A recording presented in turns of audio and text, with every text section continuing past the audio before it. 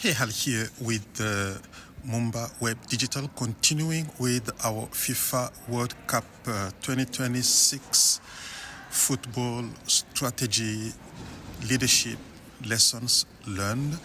And today I'm going to focus on the game between Brazil and Norway when the champions blink the mistake that ended Brazil's World Cup dream.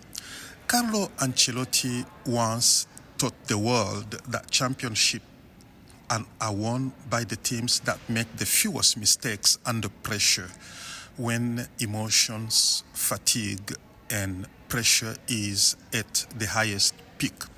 Against Norway, Brazil's greatest mistake may have come not from a player, but from the coach himself. Before the 2026 FIFA World Cup began, Carlo Ancelotti offered one of the most profound leadership principles in sports. Championships are usually not won by the most talented teams, he said.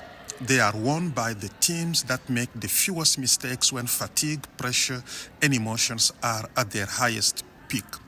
At the time, many interpreted those words as tactical wisdom.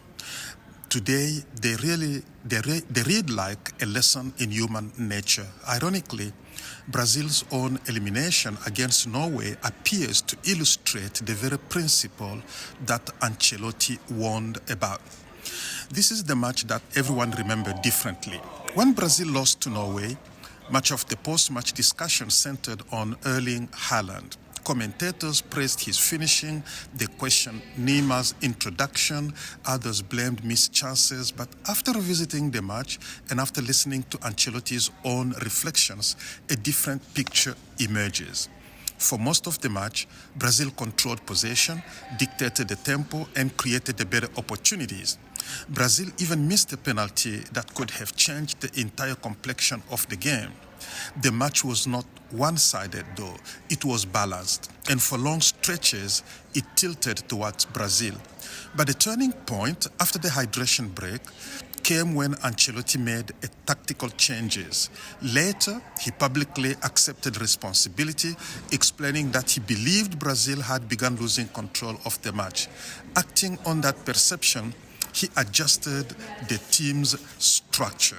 In hindsight, he concluded that those changes disrupted the very balance that had contained Norway. Whether that moment should be described as panic is open to interpretation. What is clear is that one decision altered the rhythm of the match, opening spaces Norway had struggled to find earlier. Elite teams don't need many opportunities. Players like Erling Haaland need only one. Norway found theirs. Leadership under pressure. This is what makes the story so compelling. If Carlo Ancelotti, one of the most decorated coaches in football history, can misread a critical moment under the pressure of a World Cup knockout match, what does that say about leadership in general? It reminds us that experience does not eliminate pressure. It reminds us that it equips us to manage pressure, but no leader is immune to pressure or player. Number 3, the greatest leaders are not those who never make mistakes. And number 4, they are those willing to acknowledge them, learn from them, and become better because of them. So Ancelotti did exactly that. How about the Neymar question? One of the tournament's biggest debates surrounded Neymar. Some suggested that introducing him disrupted Brazil's shape. Ancelotti rejected that explanation. He accepted responsibility himself. That distinction matters. Leadership means protecting your people when criticism is the easiest thing to do.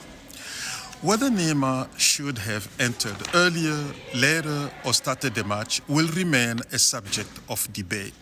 But according to Ancelotti's own assessment, Neymar was not the reason Brazil lost. What about Endrick? Another image remains unforgettable. Endrick received a magnificent pass from Vinicius Jr., a chance many accepted him to convert. Even Romario initially criticized the miss. Yet another possibility deserves consideration. From my perspective, football decisions have never happened in isolation. If Brazil's structural changes forced players to defend more spaces and expend more energy, fatigue may have affected the precision required in that decisive moment. We cannot know for sure, but it reminds us that finishing is not merely a tactical thing. It is physical, it is psychological, and it is shaped by everything that came before the moment. What is the cost of collective pressure? Brazil entered the tournament carrying enormous expectations. Supporters demanded immediate success. Questions surrounded Neymar.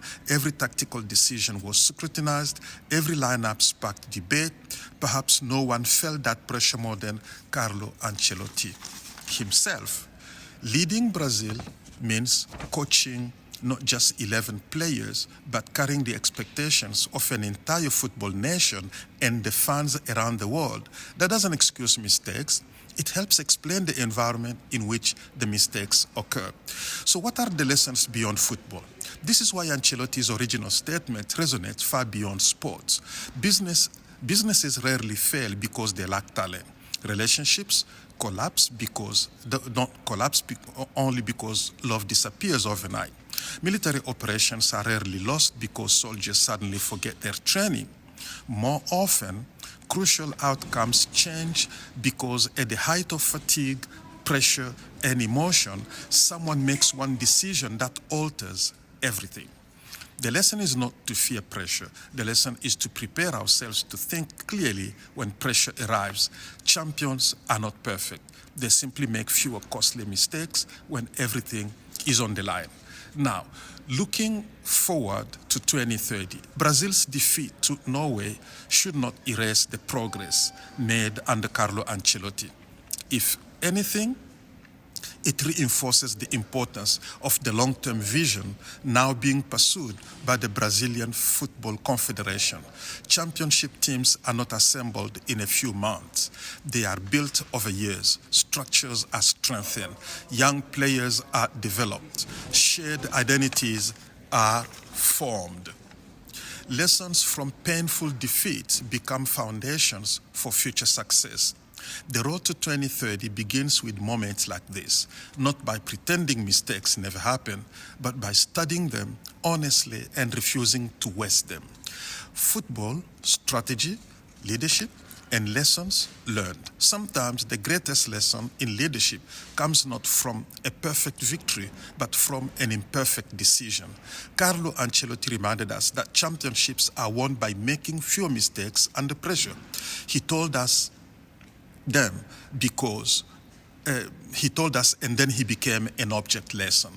Against Norway, he experienced the painful reality that no leader is beyond that test.